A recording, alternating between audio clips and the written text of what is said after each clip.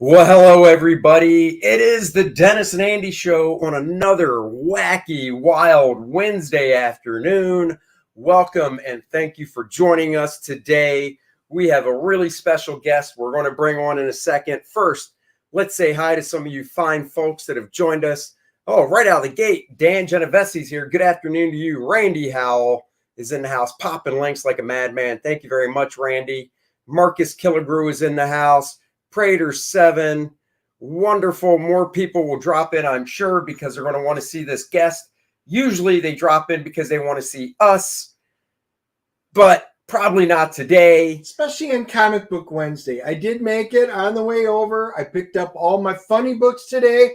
G.I. Joe #1 got released, and even Larry Hama cut where they had put in his original story, so it's like a facsimile edition. Some cool books that came out this week, so I will be popping quick flips up later this week. That's right. Rob, Death Raider Hunters in the house. Hello. Jimmy Reyes. Hello.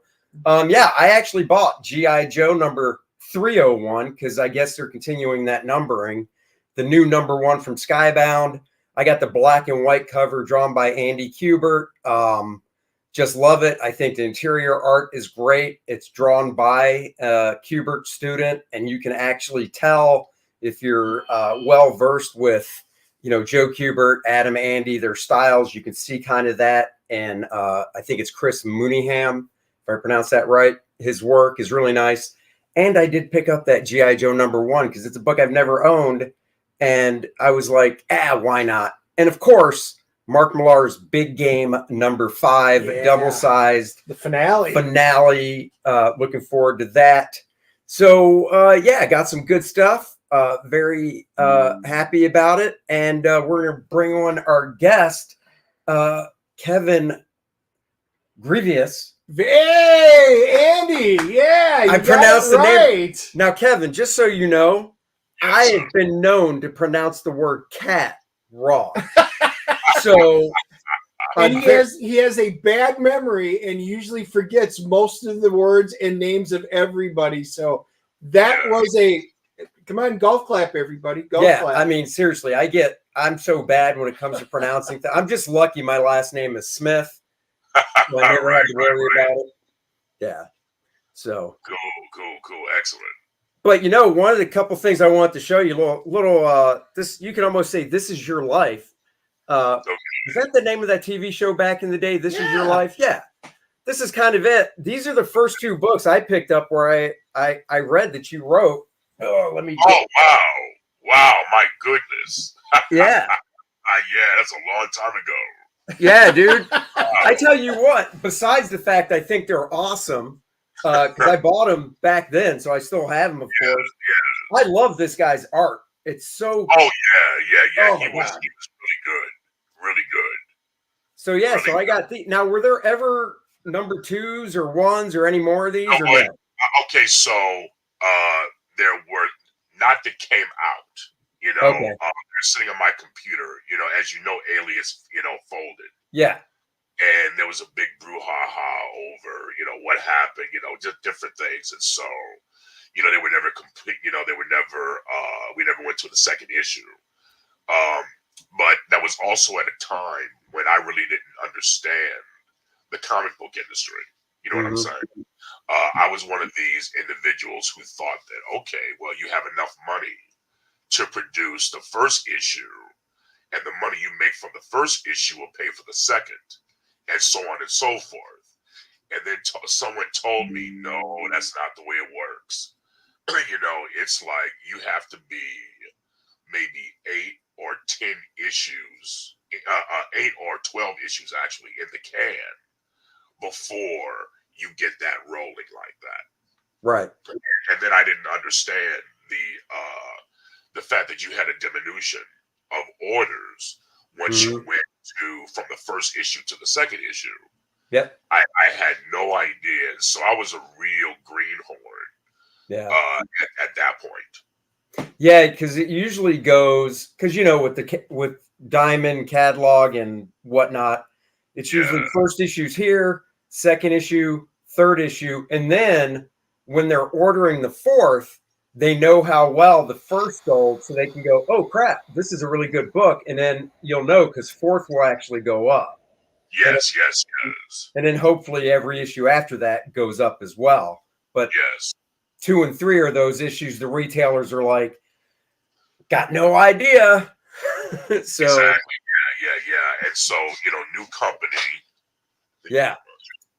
Yeah, new company, and they had some ordering problems at first, and so their books were woefully late.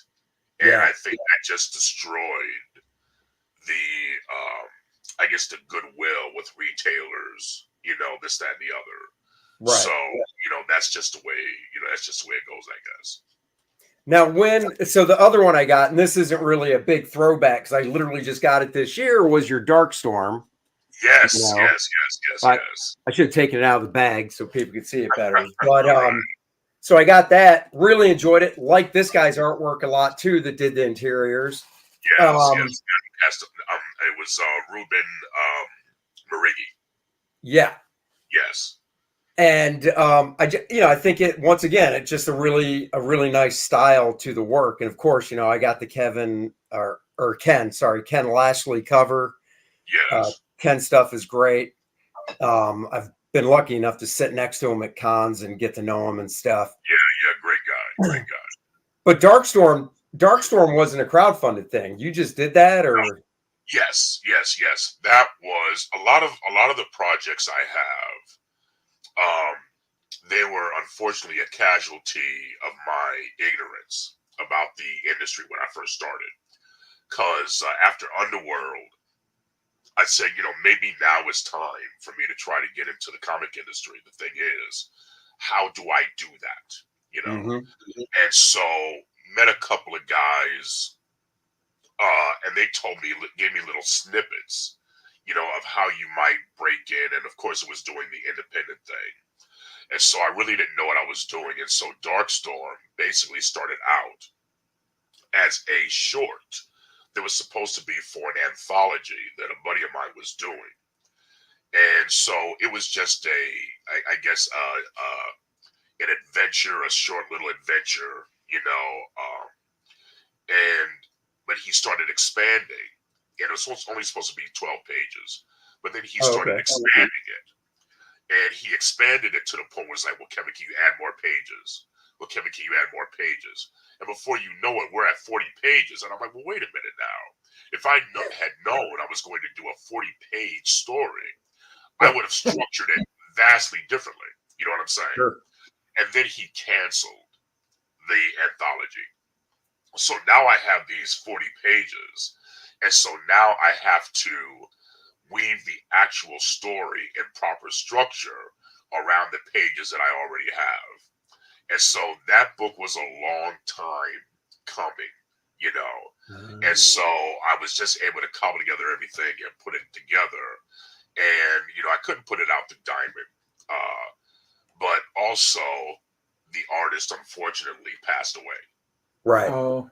Yeah. And so, that ended, that. And so I still have more issues on my computer that I'm waiting to put out, but because of the nature of it, I can't really crowdfund it because I have a deal pending, and so okay. So I just have them printed, but can't crowdfund it. But it's cool. I can sell them at conventions, and that's cool. Oh yeah, no, that's cool. But when you say you have more in your computer, you mean that are actually finished art and everything, or you mean? Really? Yes. And I have quite a few books like that. Oh my God! Wow. Oh, that's cool. Exactly. Yeah. So Yeah, Jimmy Reyes says, "Get Kevin Zombies of Mass Destruction by Red 5." I do like that publisher because I inked issue number 1. Love it. Oh yeah, and a good job he did. How you doing, Jimmy? Who was the artist on it? The artist was David Yukovich, from what I remember. Okay. Yeah, I'll have to try and check that out. Jimmy's a great inker, so I'm sure it looks good. So cool. Project.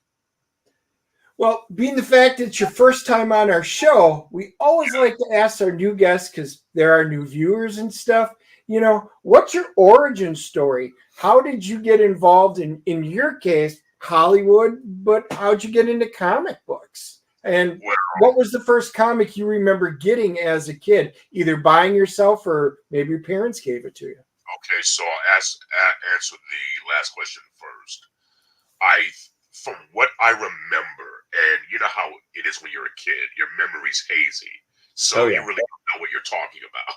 So, you know, the first comic I remember, I think it was Justice League '92, maybe it was '91, and what was salient, I guess, about that particular book is that it was a JLA JSA team up. But I Okay. didn't understand at the time why there were two Supermen. You know, why there was an adult Robin with a different costume. You know what I'm saying? You know, and Oh, so yeah. I thought it was, kind of weird. So I remember that story, but I also remember having reading the Boston Brand story. You know, Dead Man. Mm-hmm. At the same time, but this was probably before we moved to Boston. We were still in Minnesota. So it had to be 68, 69 or 70. But I'm not sure Dead Man came out then. I think it So came out afterwards. I can actually narrow it down year wise because I have this, I collect books that came out the year I was born, but the cover has to have the month I was born. So Yeah. it would be November 69. Now, Okay. a cover dated book, November 69, actually came out in September, but you know, it's not actually right, but it's November 69. Good enough. So Yeah. Justice League 76 was November 69. Okay, I see. Okay, so Yeah. so I'm just confused. So but if I it's know monthly, it's probably 71. You know, but I do something know like that. that I did not have. I only had one comic. Well, no, I don't remember that many comics in the early '70s because I didn't Okay. start. I actually came to comics late. Regardless of what I'm telling you now, Right. I wasn't a collector then. Mhm. I was just a kid, and back then, I mean, what boy didn't have comic books? You know what I'm Yeah. saying? So I had a couple, Yeah. but I didn't start collecting actual comic books until '75. You know, so I was a monster kid at first. Oh, cool. And I was really into, monster models. Yeah. Then ships and all that prehistoric scenes. But yeah, so I had a few comics before I actually started collecting, and then we moved to New Jersey, and there was a buddy of mine. His name was Bob Monroe, and he actually got me and my brother into comic books because he collected them. And it was funny. It's like I resisted it at first, but then I started reading them, and I'm like, these things are exciting. And I just got hooked. And there was this comic book shop near where we used to take music lessons. And if you remember the old comic book shops, they were more like used bookstores. Mm-hmm. They didn't sell new comics then. Yeah. And so after collecting them for a couple of weeks, I remember my mother took us by after our music lesson. And I'm thumbing through the books, and I'm like, I can't believe I missed out on this hobby all this time. And I think what was so exciting about it is that you could delve into these worlds for relatively little money. I mean, even like I said, I started at '75, so the books were 25 cents. Mm-hmm. Like even the back issues that were maybe 2 or 3 years old were only 35 cents. Sure. And so you could just dive right in with your allowance money, or in my case, I used to cut grass, shovel snow, babysit, odd jobs, things like that, to have enough money to go buy comics. So, that's what I did. Yeah, no, just imagine if you had the foresight, I guess, or hindsight, whatever, in 1975 to go, you know what? Fantastic Four only came out 14 years ago. I should really see what that number one goes for. Where Spider-Man only came out, 12 years ago. I should really see what that goes for. Because I know in the 80s, when I was collecting, mid to late 80s, when I really got into it and stuff, I started in 83 and then I really got into it, pretty much from 83. But paying attention to prices of things, I remember, late 80s, a giant size X-Men number one, it's less than $100. But, I'm in high school and I'm like, oh man, if only. And now I'm like, oh, I should have begged my dad. The thing is, you remember going to the shop. So back then, like you said, back issues, a lot of them it was $3 for $1, so I'd be sitting there, my allowance would go down. I knew what I could get every single week. And then you flip it open and, there was Mile High Comics, that big yellow ad right in the middle with all your back issues. And I'd be like, oh, hey, they got back issues here, because I'm an X-Men guy. So I went and collected all of the X-Men, and I started, around, the mid 70s to late 70s. And I worked backwards, and every time I could afford one that I didn't have, I would go grab it. There were some, but man, you look back at how much the prices were in there and you're like, boy, I could kick myself for not just spending the money then. Yep.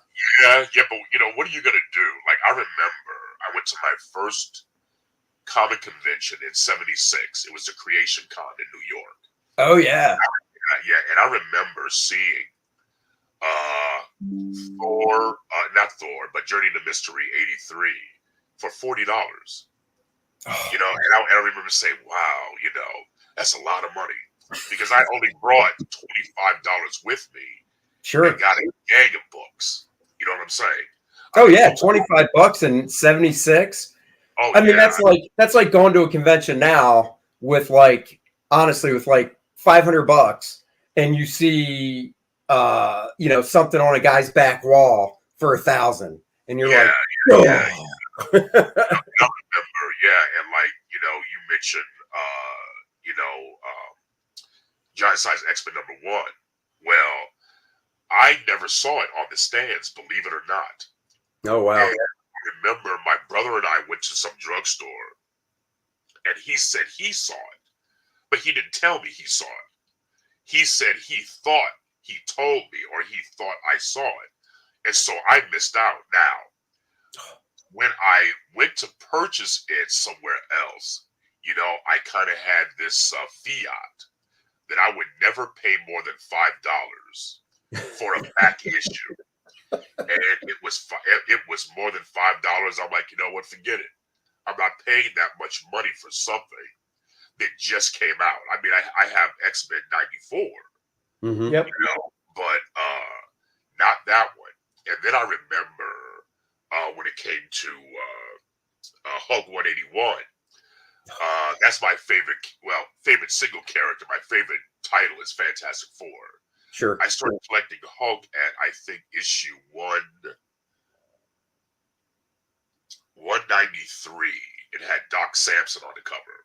Oh, yeah. That's a great one. I got that one. Yeah. Exactly. And I said, I'm not going to pay this kind of money for Hulk 181, even though it was my favorite character, and I paid, for the back issues, starting with 102 and all that. Journey, Tales to Astonish as well. I have all those.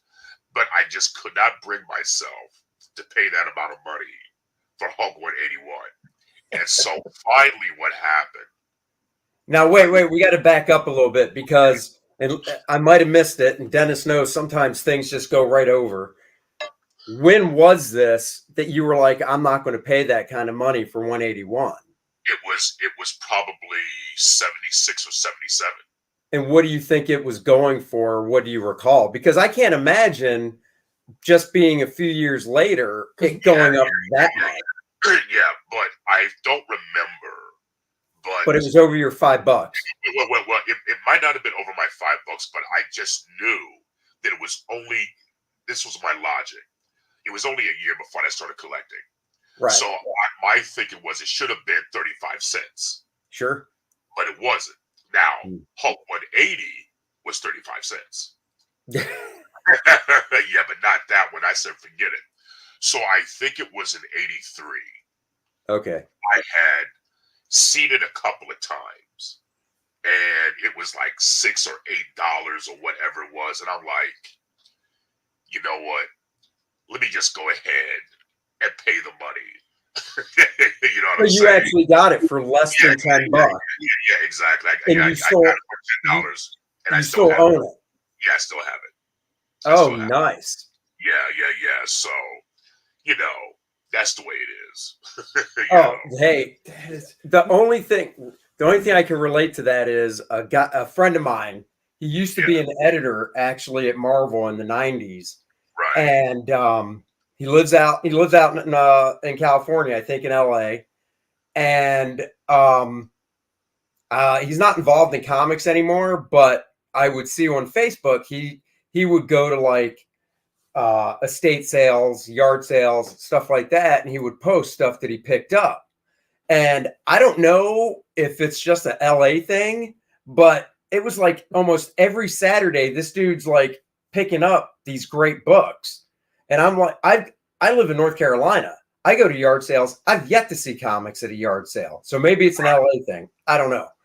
But he tells a story where he goes to this yard sale, and this was like 2 years ago. Right.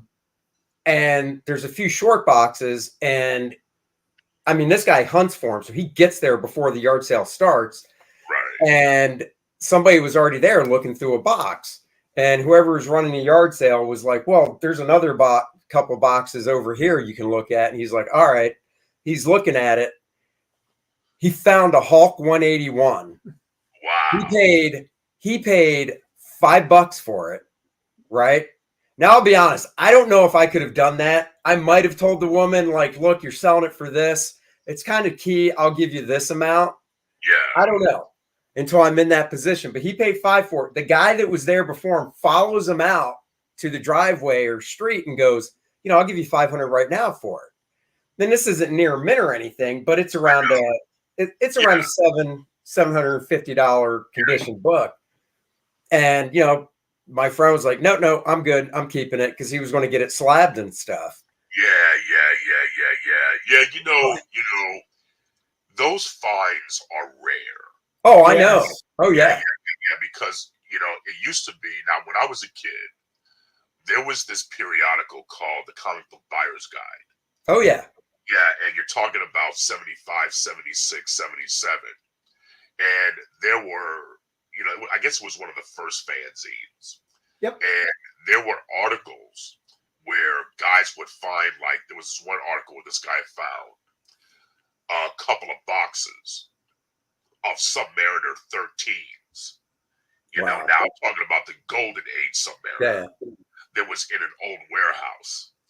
And you would have finds like that, or estate sales, or some old lady was getting rid of her husband's stuff, you know, or son's stuff. And they had these gems, all these keys in there. But, you know, now, you know, even on my Facebook page, there's a cat who is a kind of, I guess you would call him a dealer, but he goes to these estate sales and garage sales regularly and finds a lot of good books. But, you know, to me, you know, you mentioned slabbing earlier. That has really ruined the price structure of, you know, of old comics. And if you look at the, like I bought an issue of the Comic Book Buyer's Guide last year, and the price differential for a lot of the keys versus what they are if they're slabbed is, you know, they're miles apart. Oh, yeah, it's huge. And I don't even know if the buyer's guide, I don't even know what it's used for now. Is it used for just dealers who are willing to buy? You know, even most of the dealers don't. I'm a comic book appraiser. Yeah. Yes. And we, you know, for the printed magazine stuff, I mean, I don't know any of the dealers and stuff that use Comic Book Buyer's Guide anymore. it's Overstreet. You know, it's the publication once a year, and you know, it's good for golden age stuff because the golden age doesn't really fluctuate, and it is based off of actual sales. The difference is like Overstreet, it's got 4 different grades in it. The highest one's a 9.2. Realistically, if you're talking modern or even bronze, silver age, those things fluctuate so much now because, hey, a new movie's coming out. Oh my gosh. Well, his first appearance, if he's going to be in it, was this. That book will skyrocket. So realistically, you know, I utilize databases that I buy, or the average person's just going to go to eBay to see what they're selling for on an average. The printed guides I get my Overstreet every year, and they've got great forewords at the beginning and stuff, but they're only used for older books like that. Yeah. See. Yeah, no, the CGC thing, I mean, I think it has its purpose. There was a point when it first started, I was like, I'm never going to own a CGC book, and I probably have like 10 of them now. Some honestly are mine that I've signed and sent in to have for my daughter and stuff. So some are definitely highly collectible. I'm trying to remember the number. It's Wiz Comics. I think it's number 22 or 24. It's the only cover that has Shazam or Captain Marvel standing next to Billy Batson, you know, that famous cover. Yes. There's only like 6 or 7 of those slabbed, and I know somebody that has 3 of them. I've got 4.0, and I know Aaron has one as well. I think his is like a 6 or a 6.5. Okay. But so I've got a few slab books that are, you know, really, you know, key, good investment type. Yeah. But, you know, other than that, I'm fine with getting something that I can look at and read, and because I still collect for investment as well. But I'd rather be able to look at it when I want, you know. Exactly. Yeah, you know, and I guess because of digital comics, you know, I really don't, in research purposes, I really don't need to, you know, go, you know, into my collection to look at books, you know. Sure. Now, there are times when I kind of use, the books like cocaine and just open them so I can smell. Oh yeah, dude. And my wife and kids see me do that when I come back from a convention with I'll buy $5 books from the 70s just to put on my spin rack, and I'll crack it open and they'll look at me and I'll go, and they're just like, you're so gross. That is disgusting. Yeah, but you know, I've been trying to, you know, I even bought a candle that was supposed to have that old comic book. And, you know, of course, it wasn't, you know, because all it is mildewed, you know. Yeah, right. Well, you know, we used to, between the comic books, because I still do that too. And remember in school, back before there was copiers, they used the mimeographs. And when those were freshly printed off and they would come in and hand you your workouts, you'd be like, it's the same thing. It's a completely different smell, but it takes you right what there. I was thinking about doing is taking a box of old, you know, kind of worthless comics, sure, and just putting them in my room and let the effervescence kind of permeate the area. Yeah. You know what I'm saying? And you know, of course you can't bag them, you know, but just let them out and let them let the smell just, you know, permeate your room. But you know, I used to actually pin my comics on the wall, you know, in a plastic bag, you know, put a thumbtack through the plastic and just hang them up. And that was pretty cool. You know, I like that. But, you know, the slabbing thing, I think is really a good process to preserve the comics. You know, because I had a it's good for archival. It really is. Yeah, I had a mishap in our garage where we had a flood, and I lost a lot of books. Now, fortunately, they were books from the you know, the early 2000s and the 90s. So it's not like they were worth a lot of money. But you know, I didn't lose any books from the 80s on back. You know, but still, you know, slabbing is a way to really preserve them. And I bought, like, I think I bought I think I bought Blade. Well, not Blade. I shouldn't say that. Tomb of Dracula 10. Mm-hmm. Yep. That was slabbed, I think. Also, New Gods #1 slabbed. Oh, cool. Yeah, because I never bought that when it came when it when I had the chance. But yeah, slabbing is cool for archival purposes, like you said, and to preserve them. I think when you pass your books on to your children or whatever, it's good if they're already slabbed, the important ones. Right. So you can really, take advantage of selling them or whatever. Yeah, I bet you I don't have more than 100, 150 books slab total with everything. Most of mine are raw. I like them that way. But, my X-Men #1, when I got it signed by Stan Lee, on that private signing, that sucker went right in, got slabbed, and it's gonna stay that way forever. Yeah, now I finally did break my rule. And I bought Giant Size X-Men #1 about 5 years ago. It was before the pandemic. Okay. And sadly, I had to pay like $400, $450 for it, and it wasn't slabbed, so, I just had to say I got it. No, that's still a book. That is still, that and X-Men '94 are 2 books I still want to get. Yeah. And to me, it doesn't matter if they're slabbed or raw because I've got reprints of them. And my rule is, as long as I have a reprint, so I've got a reprint of everything I have slabbed. Oh yeah. And I knew Lin Wee, and had average with him or whatever dinner, and it's like, man, I could have just asked him to sign it. Oh, but, yeah. Alas. Yeah. Yep. Hey, so $2 from Hooters, Yum, Yum, Yum. Are you still involved with Underworld? And that's probably a good segue into the Hollywood end. Yes. Well, Underworld has gone through a lot of hands. Make sure it was sold. And Lynn Wiseman and Sony really control that. And,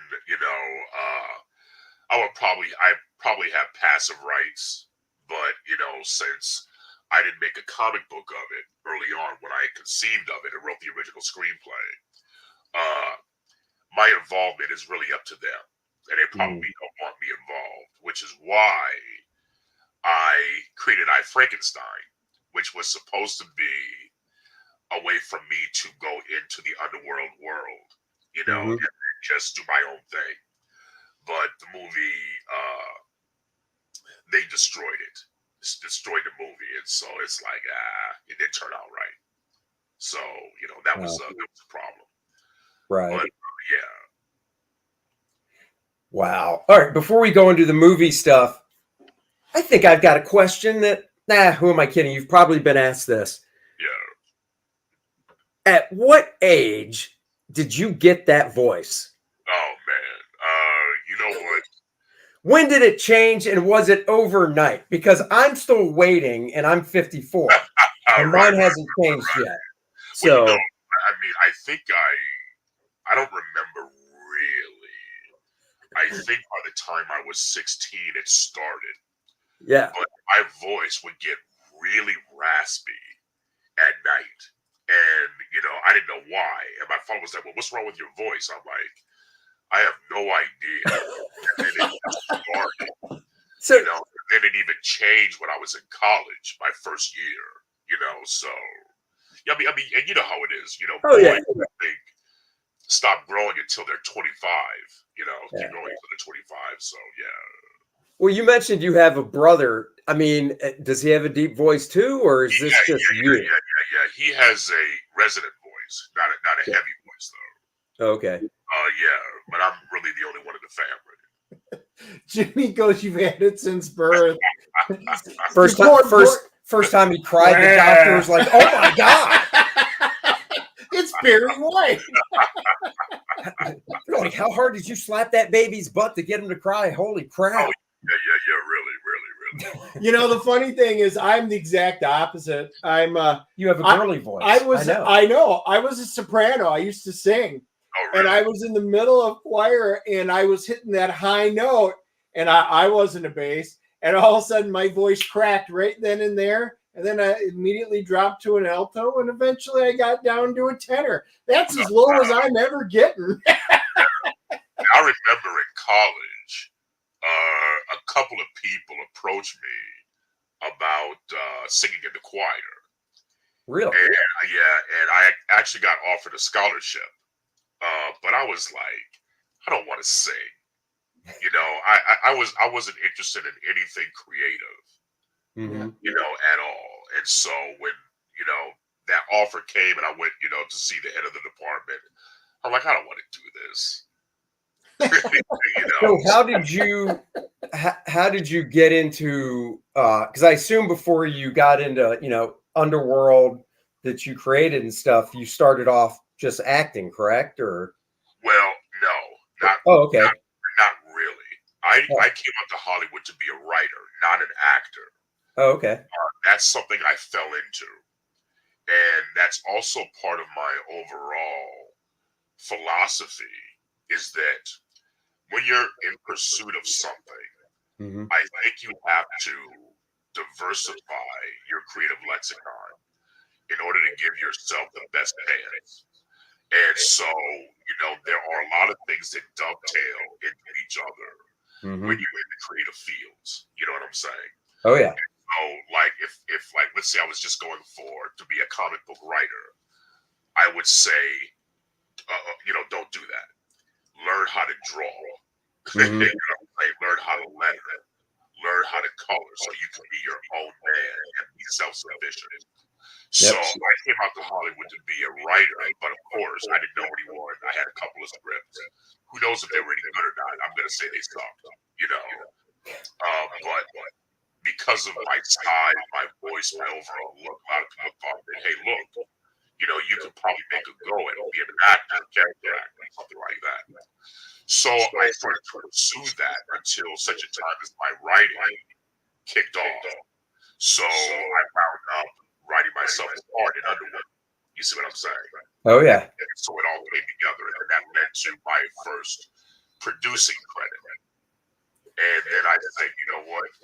Maybe now, you know, Marvel will take a look at me Mm-hmm. and see what happens. So that's when I started doing those books for Alias. Mm-hmm. And Marvel, you know, I guess they read a couple of articles about me. They saw some of the books and they were like, hey, would you like to write for us?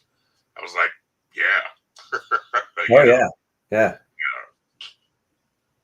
And so that was cool. Yeah.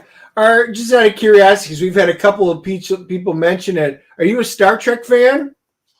Yes, I am, but I'm not a crazy Star Trek fan. And here's Okay. Oh, calm down, Dennis. No. Dennis is a that's crazy fine. Star Trek fan. No. I'm a fan of everything. If you walked into his, this is mine back here. We're at my house, but if you walked into his room that has all his stuff, the dude has like every freaking Starship Enterprise ever made. Yeah, You know, the Eagle Moss ones and stuff. You're just like, yeah. Now I'll tell you, when I was a kid, Star Trek was okay. You know, to me, I like Lost in Space more. You know what I'm saying? Yep. Especially that first season, the black and white episodes. I will hold the first 10 episodes against any sci-fi show of the time. You know what I'm saying? I mean, I thought it was great. Yep. And the campy stuff was just what it was, you know. But Star Trek wasn't as exciting to me. I got into Star Trek, the original series, once I got to college, and that's when I saw all of the episodes, and I thought it was brilliant. You know, I thought it was brilliant. I do remember having a model of the Enterprise when I was a kid. You know, but that's it. But when the Next Generation came around, I thought the first season was terrible. And I watched it all, but I just did not like it. And I didn't watch it again until, believe it or not, I became an extra on Deep Space Nine. oh, really? Yeah. And then I went back, and, you know, I guess by then, you know, it was 4 years later, there were 4 seasons to watch. So I watched all the reruns. And I said, okay, this, the show got better, but I haven't watched any of the new stuff that has been produced. None of the new TV shows. I've seen the movies, Right. new movies, but I've seen none of the TV shows. I'm trying to think. Deep Space Nine, what year was Deep Space Nine? Was that early 90s or? Deep Space Nine came out in '92, and with Benjamin Sisko, Avery Brooks, Hawk. Yeah, because Next Generation was before that, right? Yeah, Next Generation was the first of the to follow TOS. So the reason I'm asking is a lot of people said you would make a great Klingon in the chat, and they said have Kevin say "kapla" in Klingon. I guess would be kapla.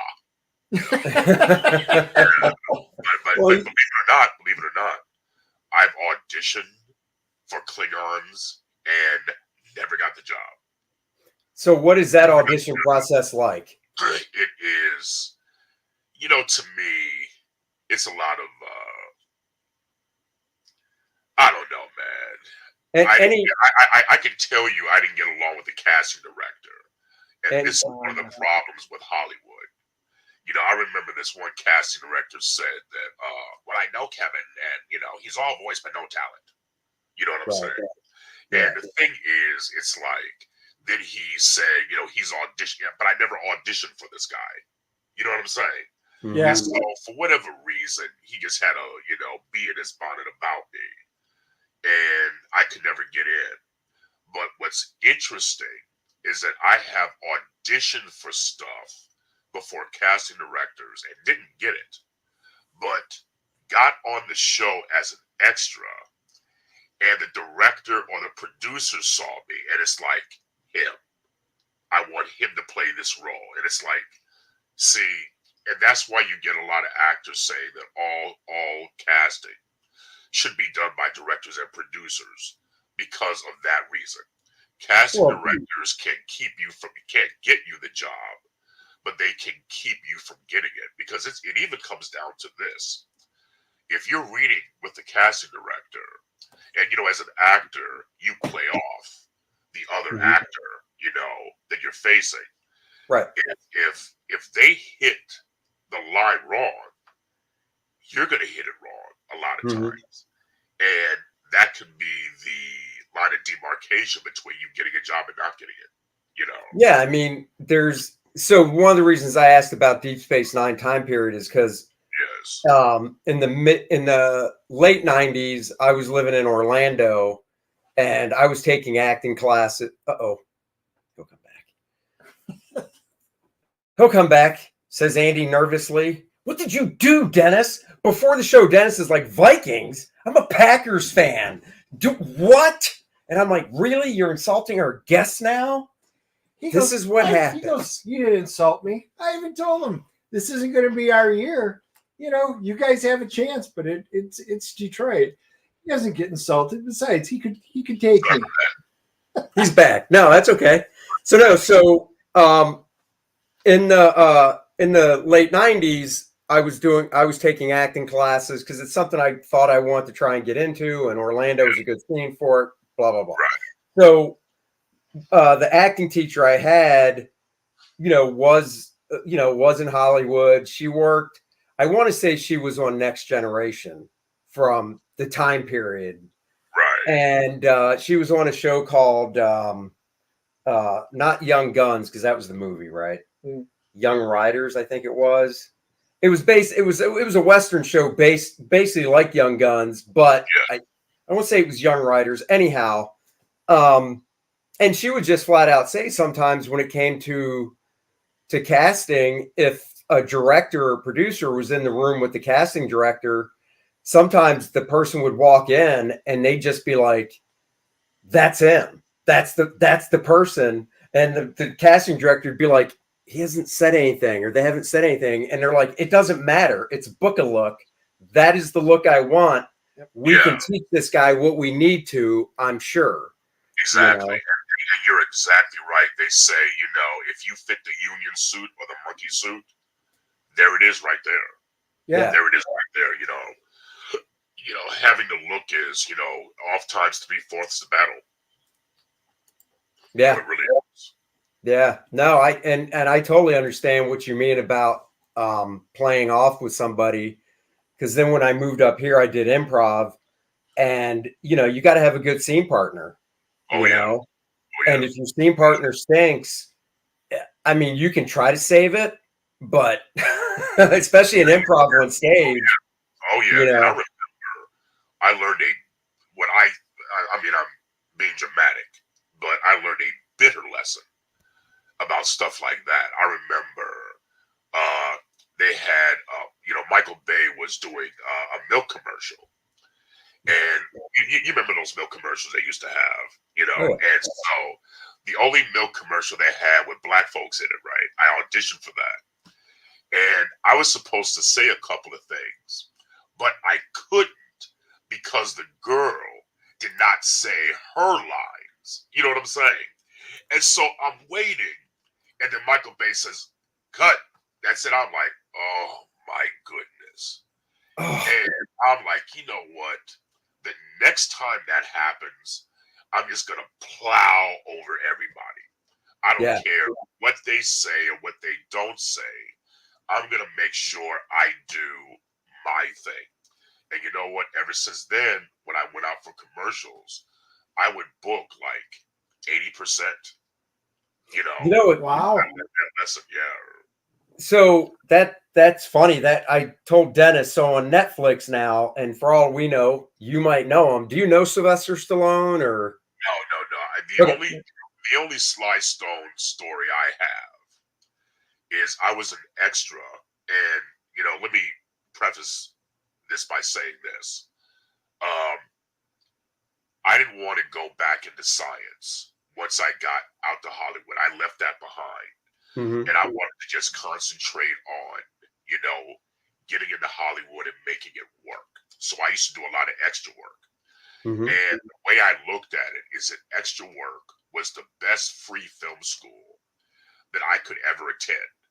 And all you have to do is learn two things. One, be observant. And two, keep your mouth shut. And if you do that, you'll realize that you learn a whole lot. So I was an extra on Demolition Man. Oh, and, wow. Yeah. And there was an article that came out that, because, Stallone isn't very tall. He's Right. he's about 5'8", Mm-hmm. looks 6'2", but he's about 5'8". And so something happened. I think I had another job. And I got pushed off of Demolition Man, but then they called me back. Or I got a chance to come back. And when I got to set, one of the ADs said, look, Kevin. Oh, well, before I get to that, because he was short, there was an article that he fired all the guys that were taller than he was. And it made the papers.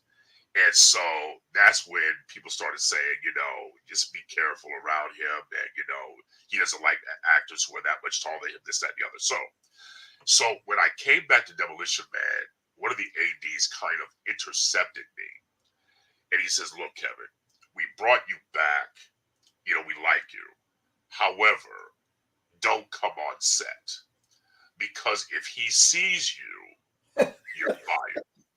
And I'm like, you're kidding me. And so what did I do? I wanted to see them shoot the scene. Yeah. And so I went on set, and don't you know, I was probably 8 yards, no, probably 5 yards from Stallone. And he's looking at me. I mean, and I know he's looking at me because his eyes are following me. His head is. Oh, no. Yeah. And the only thing that saved me is that someone came up to him. He says, oh, and I just darted and headed back up the extras holding. And I was able to stay on for the rest of the week and make some money. But it's like, that was close. But that's my Sylvester Stallone. I was going to say, if you have Netflix, I highly recommend his documentary that just came out called Sly. Yeah. It's great. Have you seen it or no? I saw the advertisement for it. Well, there's what you said about that commercial with Michael Bay. and stuff. Yeah. There was and this is later in his career when he did Copland. So, you know, Copland, I mean, he's already been in the business for like, 20 some years, but he never worked with De Niro. So he's doing this scene with De Niro, and it was a pretty short scene. And at the end of the scene, he says something, De Niro says something back, and then it was basically he's supposed to turn and exit the office, right? Yeah, because De Niro was, his boss, the police captain, sergeant, whatever. And he just felt that after he said what he had to, and De Niro retorted back, he felt this was my chance. I'm going to improvise some stuff and just hope for the best. Because when am I ever going to work with De Niro again? Well, he said in there because he felt De Niro was just phoning it in. He was just there. He's just phoning it in. He's not giving it. He goes, here's a great actor who's just phoning it in. He goes, I'm just going to improvise and see what happens. And De Niro stepped up to the plate and just improvised right back. And swore at him and everything. Yeah. and who knows? Maybe that was real because De Niro was like, what the fuck? You can't blah, blah, blah. So if you watch Copland knowing that, it makes it totally different, Interesting. Very interesting. But I agree with you. I think that applies to a lot of stuff. You just have to take the shots when you can. And somebody said, I'm forgetting who. Dennis is like, that's no surprise.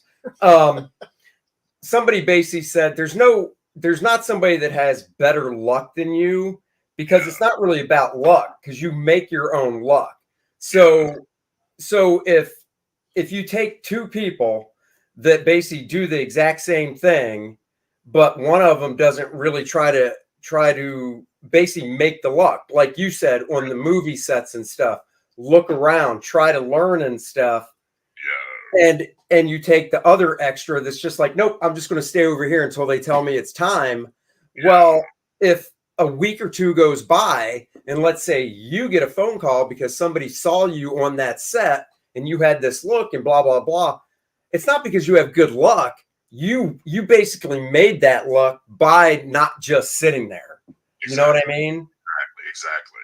I mean, John Schneider got on Dukes of Hazzards because he snuck onto Smokey and the Bandit onto the set, and he walked right up to the extras and like, I'm one of the extras. They put him in outfit, and the way he went on there, he goes, I wasn't even a paid extra. I just wanted to be in there. So he goes, I lied. I snuck my way in, and the rest is history. I mean, I saw an opportunity when I was an extra on Batman Forever. I played one of Harvey Two-Face's thugs, right? With the split mask. Oh, yeah.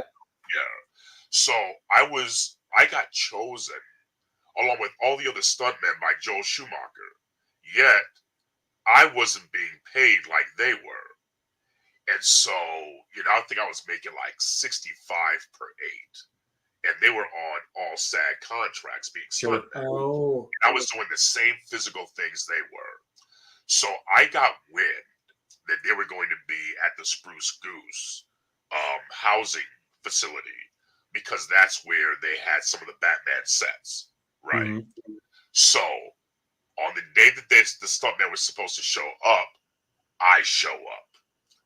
And one of the stunt coordinators says, Kevin, well, what are you doing here? And I said, oh, well, I heard it was for Harvey, Two-Face thugs. He says, yeah, but, it's for the, the stuntman. I'm like, oh, well, I do stunts, blah, blah, blah. I'm like, yeah, but, well, anyway, to make a long story short, I had to go home. However, one of the stuntmen was late. And Conrad Palmisano, who was the top stunt coordinator, he said, well, what's Kevin doing here? He says, well, he tried to hustle and get a job. He says, but where's the other stuntman? Well, he's not here. It's like, you know what? Go get Kevin. But I had already left. But don't you know, a week later, what happens? Nice. I get that call, and I'm on contract. Nice. That's awesome. Yeah, so that's happened a few times, and that's how I used to really work it. Let me not just be an extra, because the extra mentality is kind of weird. A lot of those people they want to be movie stars. Mm-hmm. They don't want to be working actors. You know, I even remember I was telling my wife this once. I met this girl who asked me my name, and she was trying to develop a signature for me to sign autographs. And I'm like, who does that? You know what I'm saying? Yeah. Really? Is that what you're really about? Is that why you're here? So you can be famous and sign autographs? And I'm just like, that's ridiculous. And so, you know, my thing is, I'm on a set. Let me see if there's a way I can finagle a part or a stunt job out of this. And like I said, I've done that several times, and it does work. It does work. Oh, wow. All right. Well, before we go on to the campaign, because I know your time's valuable and stuff. Do you have, and I'm sure you do you have any that you can tell, like horror stories on set? You know, I'm not sure if I can call them according to horror stories. I mean, I've had like I remember I popped my calf when I was on Rise of the Lycans. You know, You tore it, you mean? yeah. It was what Really? they call it's what they call a strain, but a strain is still a tear. You know, Yep. like a sprain is still a tear. Yeah. And so I remember I had to. It was in one of the jail scenes, you know, or the dungeon scenes, and I had to wipe camera, and so I go from here to there, and I felt like a rock hit me on my calf, and I thought one of the cameramen dropped a battery on me, and I'm looking at him, and he's not apologizing, and his batteries are intact on his camera, and I'm like, uh-oh. And I cannot move I cannot move my foot. Oh. And I'm like, I think we have a problem here. Oh no. Yeah. And that hindered me from being able to run. And so they got a stunt double to, you know, facilitate, you know, my activity there. I think another horror story, but then again it worked out. I had a part on LL Cool J's TV show called In the House. Mm-hmm. And you know, I overslept. No way. I kid you not. What was your call time? Because if it's a TV show, it couldn't be that early, could it? Well, it was probably 9. Oh, And I was 2 hours late. And you didn't get fired? called, nope, because I called, and you know, one of the ADs said you would have, you know, screwed me, but Debbie Allen called in sick, and we haven't shot yet. Oh, And I'm like, I'll be right there. But I was like, missed the table read and everything. I was like, oh my God. Yeah. Yeah, that. But other than that, man, I think I've had some pretty good, you know, experiences. You know, of course you have challenges. Sure. You know, like especially when you're like a director, you know, and you know, there were challenges on my set when I directed this last film, and it's like, you know, you just have to learn to improvise, you know, but that comes with the territory, which is why you have to be prepared, you know, for any eventuality. So, Yeah. Well, Kevin, we've had a couple of people in the chat just commenting and asking if that's a Minnesota Viking helmet that's in your picture. Yes, it is. Minnesota born and bred. Are you happy with the new quarterback? I am cautiously optimistic. You know, now there is and there has been a lot of Kirk Cousins hate. Right. And Yep. a lot of people think it's because fans think he's terrible. That's not really it. The Vikings have always overreached for a position that they really need, like especially the quarterback position. Mm-hmm. And when they overreach, it's like, you know, this isn't the guy. You know, what are you doing now, Now, you know, this might sound weird, but I blame a lot of the Vikings quarterback woes on Dante Culpepper. Really? Yes, because he aided in getting Randy Moss kicked out of Minnesota, traded to from Minnesota because of that silly fake pulling down or fake mooning of the Green Bay Packer fans. You know what I'm saying? Yeah. And it's like that wasn't enough to get rid of him. But Dante said something like, "Well, I guess it's time to move on." Blah blah blah. I'm like, dude, the only reason why your numbers are what they are is because of Randy Moss, and now you throw him under the bus. So the next year, Moss isn't there. Dante struggles and then gets hurt, and then he doesn't even come back. He starts complaining about he wants a trade, he wants a new contract, and all this other stuff. And finally, it's like he was bounced too. Now he should have been a 10-year starter, Yeah. but he wasn't. And then bounced around the league before he was out of the league. But ever since then, we have had problems. So when we got Christian Ponder, that was a reach. Every quarterback we had was a reach. And the last guy that I liked was Case Keenum. He won the game, for us, the Miracle at the Miracle in Minnesota. And we actually got to the championship game because of him. My thinking was keep him for as long as you can until you get the guy you want. But they didn't do that. They went and got Kirk Cousins, who at the time was mediocre, maybe the best available. But they paid him all this money. He was never going to be worth that money. Right. Never. And so we were mediocre, and you're paying him all this money. Meanwhile, we have a lot of good players who are salary cap casualties, and we can't sign anybody. And so now he's injured, and I'm sorry about that. And Sure. he did turn out to be a good manager and a decent quarterback, but we did not have the pieces to go deep into the playoffs or make a Super Bowl run. But now that he's hurt, he's probably going to be gone. This kid, Joshua Dobbs, steps in, and so far he is doing a decent job.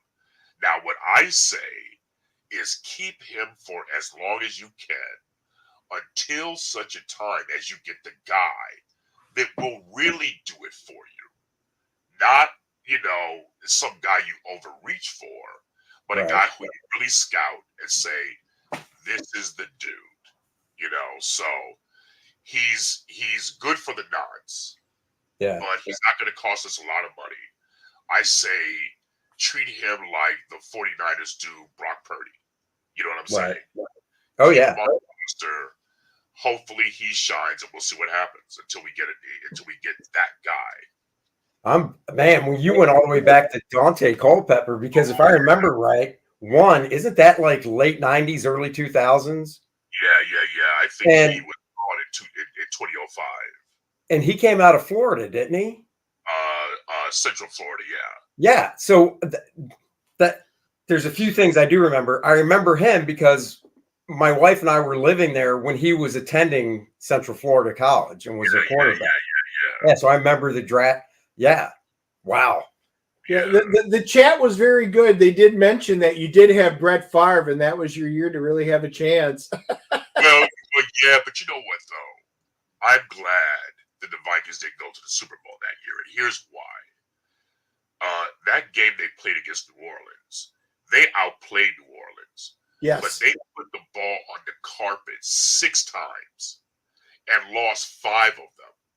And I'm like, oh, you guys don't need to go to the Super Bowl, because if you play this badly, we're going to get embarrassed for the 5th time. Yes. And I will tell you, my heart could not handle it. Could not handle it. Yeah. Well, he's a Packers fan. You probably can't tell in the background with the camera. I'm a Cowboys guy, so I feel the pain. Yeah. I get to hear it from this guy. I get to hear it even from my daughter about when was the last time they were in a Super Bowl, and I'm just like, just shut up.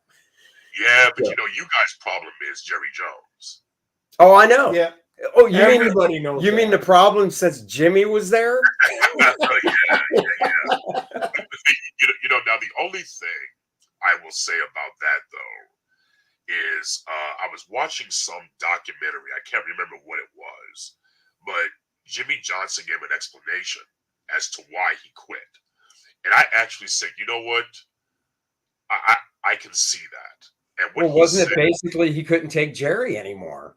yeah, true. But what happened? The specific incident was that he was watching television and he had made this trade for this tight end, Yeah. and Jerry Jones went on television and had a news conference about this tight end and just praising him and all this. And Jimmy Johnson was like, well, wait a minute, I'm the one who traded for that tight end, not Right. you. And so he called Jerry Jones about it. He says, well, what are you doing? That was my deal. It wasn't yours. And Jerry Jones said, look, I could go out here and make myself $10 million. No one cares.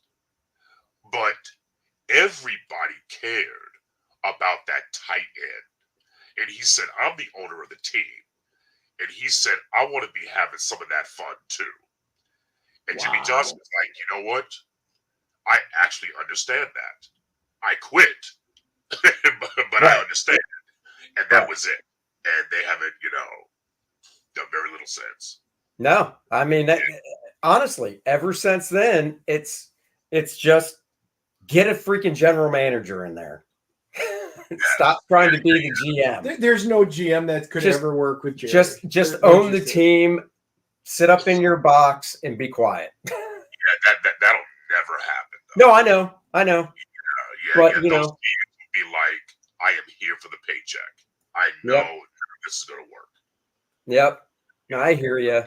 All right, well, let's get into DJINNTARA, Rise of the DJINN. Did I pronounce that right?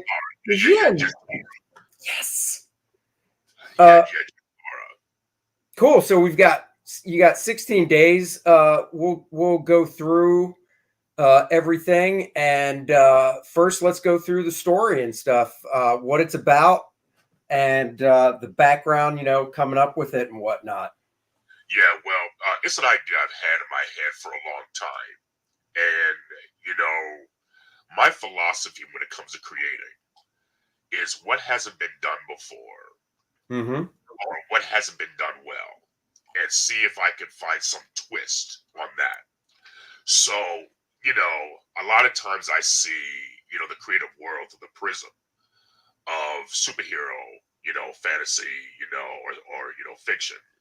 And so I was thinking, I wonder what kind of superhero, Genie would have been, in I Dream of Genie. How far could you actually go with that? And so I started looking into, the history of genies, or the jinn, as they're called, in ancient Mesopotamian, mythology. And so I came up with this idea about this police detective, and this is what the story is about, who discovers that she's never gotten sick in her life, wonders why, and discovers that she's part of an ancient race of jinn, genies. Yeah. And so I said, let me tweak that a bit. And so my particular story is about a Washington, D.C. police detective who was on the trail of a serial killer who was terrorizing the DMV. And, they're having a hard time finding this, this killer. And she finds out that she is actually terminally ill. But then discovers, near simultaneously, that she is part of an ancient race of jinn who is prophesied to lead the jinn to a kind of, war amongst their kind. And, now that she has these powers, she's pulled in these different directions. One direction is, does she reject the power outright, especially given her Christian spiritual beliefs? Right. Or does she embrace it, and risk corruption, of this, pagan, mysticism, this, that, and the other? And what does that mean?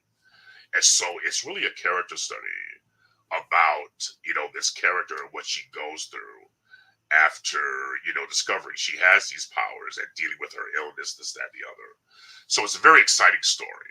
And, I want people to really jump aboard and take a journey with us. Cool. What, I got to tell you, you have a good eye, because obviously I assume you picked the artist. Yes. The art looks fantastic. Yeah, the art was done by Elmo Bondoc, and he's a Filipino artist who I thought I discovered. But, I was just saying, how do you find these, not being super entrenched, I guess, into the comic world and stuff? How do you go about finding somebody like this? Because, I mean, this is really nice stuff. Yeah, really. It's Facebook. Oh, Facebook, okay. Yeah, makes sense. Yeah. Everybody now, is, kind of interconnected. Sure. And so, my thing is to go ahead and find these guys, through the network and really see what their rates are, see if they're interested. Mm-hmm. And we found a guy in Elmo, and he did a phenomenal job. Cool. How many pages is this book going to be when it's all said and done? It's going to be about 128 pages, give or take. Oh, wow. It's a good sized trade. Hell yeah. Because I saw your stretch goal that if you hit 50,000, how'd you get Ron Garney? Yes. Ron's doing a cover for us. 5,000, by the way. Oh, 5,000? Yeah, Dennis doesn't know how to read. Oh, I thought it was 50,000. Sorry, my bad. I added too many zeros for you. Yeah. No. I wanted to keep the ask low, Yeah. And, because all I need them to do is, print the book and, Sure. add the incentives and the extras, and so yeah, I think we have a good product here, and I hope So that will enjoy it. You've hit the goal. So Ron's going to be doing a cover. Yes. Is that something that he's working on now, so you can get it up before the campaign ends, or? I don't know that that's true. It depends on what his schedule is, but it will be coming, and then I will post it. Do you think? I was going to say, do you think, because 16 days to go, and the way Kickstarter works? Well, actually, so wait, does this actually end in 16, or can you add on some? No, I can't remember. Okay, so this actually ends in 16 days on Kickstarter. Then I'm going to go on Indiegogo as well. Oh, okay, good, okay. good. Yeah. And so, try to get a cross section of the different fan bases, that are, familiar with each, definitely. Platform. So yes. Well, plus the nice part is you go over there and it's, it's like an online store. You keep raising money, and then hopefully you get that cover done by Ron so you can post it, because you're guaranteed to pick up, backers with that as well. Oh, yeah, definitely. Exactly. So that's what we're looking So at. let's just go through the tiers. Obviously, there's the tier they always do for pick your amount, but the first one is $15 for digital. Yes. So that's cool. And then we've got the actual trade for 30. Yes. And you get the digital with that, so you get them both. Very nice. Very nice. The swag box, if you want to explain what that is. Yeah, but the swag box is kind of my favorite one. You get, the book. You get bookmarks, postcards. 8x10. Different things of that nature. That I really think will, help us. Sell. You get trading cards. As well. And those are real, stickers. So I really like those. Those are like nice little knickknacks that people like. And so when it goes to Indiegogo, I can't remember, because I had one Kickstarter back when I first started doing crowdfunding that they like basically just ported everything over. Yes. And I don't know if this is possible or not, because when you do Indiegogo right out of the gate, you can set a featured tier, so it can be anything you want. Yeah. instead of it just going in a mount order from small to high. So if you can do that, I would definitely set this swag box as the featured tier, because that's what people would see first. Yeah. Oh, I see. Okay. Yeah. Yeah. Thanks for the advice. And then we've got signed, so that's very cool. And that is, let's see. Okay, so yeah, the signed trade paperback, the digital, that's very cool. Yes. Get yourself a t-shirt in a trade. Very nice. Like that one. I love this. The voice message. You got one, so that's cool. Yeah, exactly. You know, that's good. That's good. I like that one. Yeah, no, that'll be fun. Do you do any of that? What's it called? Is it Cameo? What's the service called where I think it's called Cameo. I've heard of Cameo, but I haven't used that yet. I've heard of Fiverr. I haven't used that yet. Well, because there's the ones where you can scroll through and it's like, hey, if you really want to empty your wallet, you can get Robert Downey Jr. to leave a birthday message. It'll cost you a house payment or a 30-year mortgage, but this is cool, man. Though, giving up 30 minutes of your time, that's awesome that you've got 2 backers for it. I hope these people really take the time and go into it knowing what they want to talk about with you for that 30 minutes. Because I mean, I'm assuming since they paid the $400, they know how valuable it is. And just, I mean, it's such a great thing to be able to do. Yeah. And, whether it be film or comics, I mean, you really do cover the basis and so much stuff. I mean, even writing, directing, there's just, you're cross platforms on everything. Yeah. Yeah. One of the things I've seen over the years is that I wish you could ask real questions, of some of these creators, your favorite creators, or people who are actually in the industry, without them giving you the canned answer.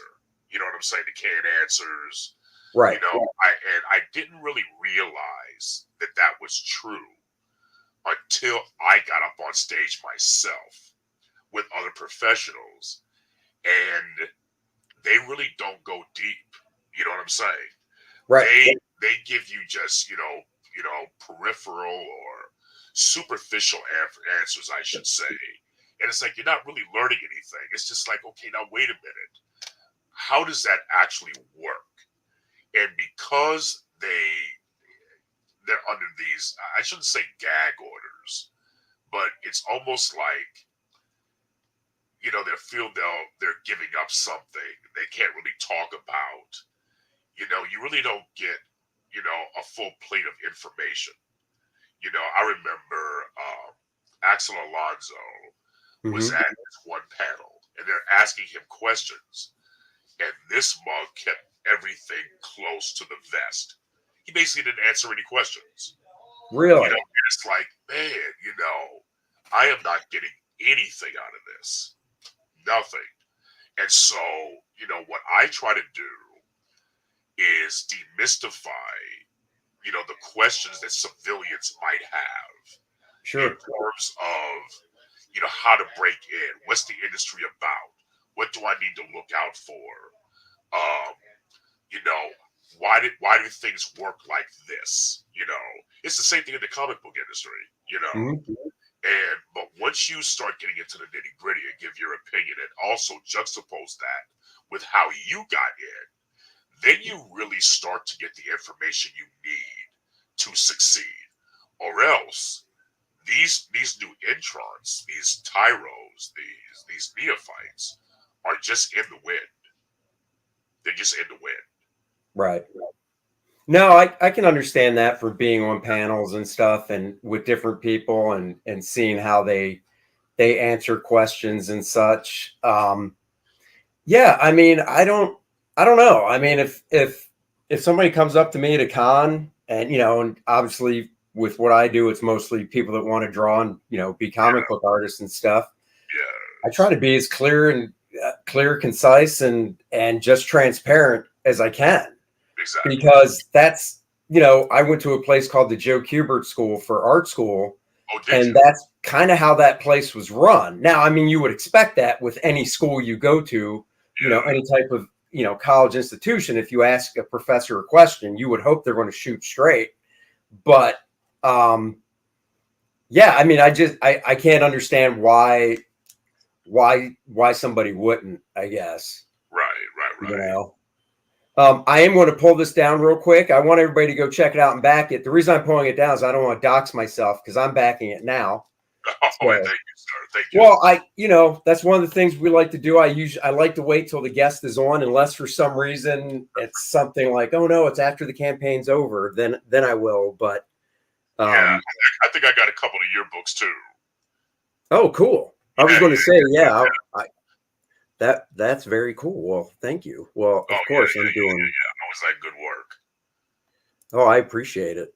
Yeah, we've got Randy. He's always popping stuff in the chats. He mentioned that we had already picked up a couple of backers. I just backed it. You know, I've been excited. I do the same thing. If it's a lot of the ones that come on there, if it's a good project, I will back it. My wife hates me because she sees all my Kickstarter and Indiegogos that show up every month. But you know what? This is really the new form of comic books. You know, I do get my funny books, but I don't get any Marvel or DC anymore. It's all indie creators. That's who I support. And this is what it's all about. You know, I really think, for good or for ill, this is the wave of the future. You know, I don't know why Marvel and DC have abandoned the fun-loving comic book world the way that they have. You know, I just don't get it. I just don't get it. You know, but right now I think indie books are better overall quality-wise, you know, and story-wise than anything Marvel and DC are putting out. You know, it's just that they have the characters we all know and love and grew up with. You know what I'm saying? And so, yeah.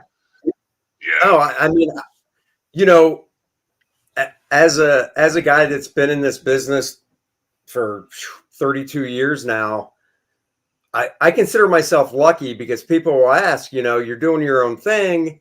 You know, do you miss anything? Do you miss working for them and drawing, you know, their characters and stuff? And I'm really glad that I can honestly say not in the least. I really have no interest in drawing the versions of the characters I grew up with that, you know, they obviously still put out. You know, I love Captain America, Green Lantern, Superman, you know, all the classics.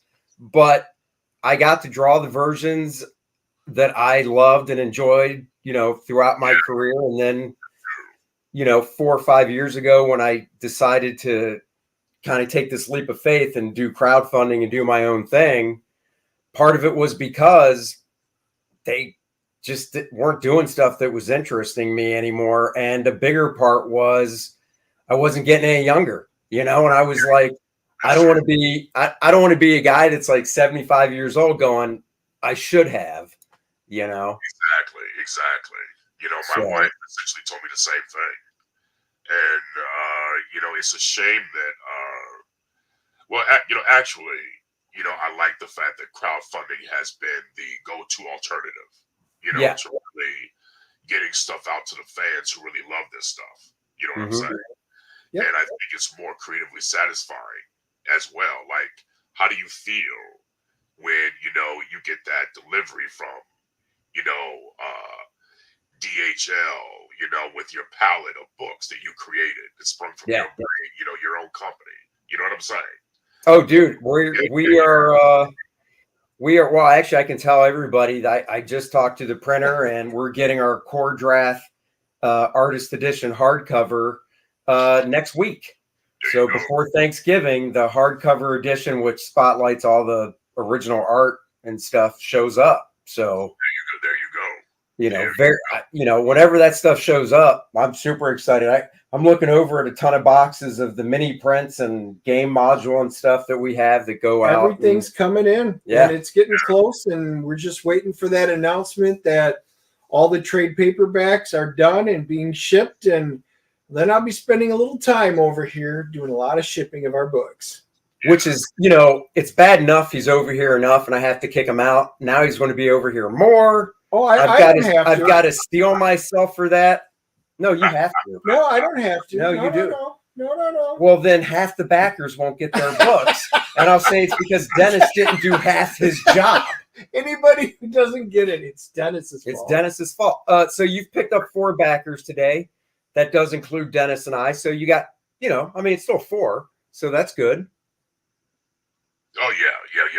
Mostly, look, every little bit helps. I'm just, feel, thankful and blessed to be able to do this and get people who want to check it out, Yeah. Plus, a lot of you guys will watch. You guys will watch this stream. A lot of people will later, either on Andy's art channel or the DNA channel. I will have the links down below. So if you are watching this and you didn't get it live, which a lot of you don't, you can just click on the link and go right to Kickstarter and pick this up. Yeah, definitely. Kevin, before we let you go, hopefully after the show you can hang for a few minutes when we're off air, just kind of wrap up. Yes. But I'm going to, of course, talk about my my art book, Nice and Tight, the comic book pencils by Andy Smith. That's me. Basically, it's as of now a 52-page book. It's oversized, so it's not the smaller comic book proportions. It features some of my favorite fully penciled pages from the past 20 years that were sent off to an inker to work over. A lot of these pages have never been seen before. It comes in a digital format as well. So if you want to practice inking, you can download the pages into your favorite program like Clip Studio Paint, Photoshop. It'll be a nice collectible art book to put on your shelf and look at and really kind of take a peek behind the curtain to see what my full pencils look like. I mean, every artist is different. Also, I'm offering a sketchbook that I put out about a decade ago, but it's one of my favorite ones. It was originally 64 pages. I'm adding 20 pages of new content to make it 84.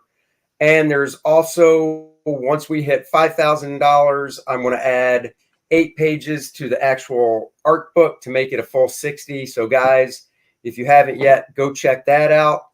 And Core Draft Volume 2 will be launching first quarter of 2024, which is right around the corner. I am busy writing right now. He is. Yeah. I've drawn a couple covers, working on some character stuff. So there's stuff going on. And there you go. So go check that out as well. And yeah, Kevin, we really appreciate the time you spent with us. Oh, look, I appreciate you having me.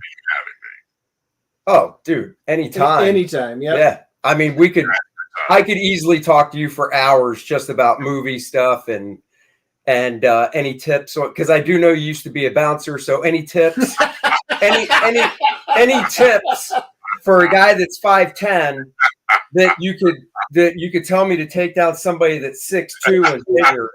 I mean, if it's as simple as kicking him in the balls, I can do that. He's going to tell you the rule right now. Don't do it. Oh my goodness, you're bringing back a fun of memories, dude. Oh my goodness. All right, well, let's end with this. Give me a good bouncer story. Give us a good bouncer story, and we'll take you out on a bouncer story. Okay, I remember. Okay, a buddy of mine had kicked out this drunk guy. I don't know if this is really, that cool, but the guy was causing trouble inside. He brought him out, and he actually slammed him on the pavement, and he bounced. I mean, he hit the sidewalk, was like, and I'm like, oh my goodness, But the guy was drunk, started a fight, so, and, the reason that happens too is because you don't want to get hurt. Right. And, you don't know what a guy has in his hand or whatever it is. But, when I saw that, I just, physics wise, I'm like, my goodness. I've never seen a person bounce before. Literal or a bouncer. Yeah, I mean, it's in the job title. Yeah, it's one of those things where you're like, hey, That's so cool. Yeah, so I thought that was crazy. Awesome. Well, thanks again for joining us, everybody in the chat. Thank you for joining us today. Yeah, Go back his book. Man. You know, I really appreciate being on the show. You guys have a great show. And, Oh, hey, thank you. Thanks. Yeah, no, we try to end at 4 because Aaron starts his Graybeard show, but I knew having you on as a it'd be just a fun conversation and stuff. So good. you know, Yes, most definitely. everybody can go watch the Graybeards and see what those guys are drawing. Wish them well from us. That's right. We'll catch you Friday. So tomorrow night. So Dennis, Kevin, if you don't know, every Thursday we see a movie. We do a review Friday morning. Okay. Cool. We were going to go see Thanksgiving, the new horror flick. Yep. But there's only one time that it's showing, and it's not possible for us to make it. So we found this horror movie. Actually, I never even saw the trailer for it till today when I saw it at the theater and looked it up, called It's a Wonderful Knife. Oh, my goodness. So you already know it's a Christmas horror movie. So we're going to see that tomorrow and review that and hopefully catch the horror movie Thanksgiving before Thanksgiving. So Agent Cub, you missed us by about an hour and a half. We're just wrapping up, but you will be able to watch this whole thing from the beginning, and you will want to in just a few minutes. that's right. And Agent Cub, think about it. Instead of the whole hour and a half, whenever he starts talking, Dennis, just fast forward. And then you'll skip a lot of the boring stuff, and then you'll get back to Kevin and I. So there you go. Okay, guys, we'll catch you guys not next Wednesday. It's Thanksgiving. People are in town. Yep. So it'll be the week after that. But our movie review will drop Friday, and hopefully Thanksgiving movie review will happen on Sunday or Monday.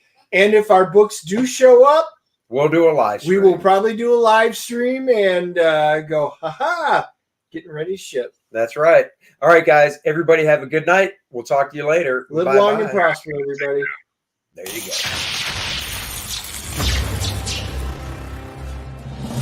Nice and Tight, the comic book pencil art of Andy Smith. That's me. This book features 52 pages of some of my favorite full pencils that I did for other companies over the past 2 decades. The raw pencils as they were seen by the inker, and now you can see them for the first time. This book also comes in a digital format so you can practice your inking in your favorite program. Back it today.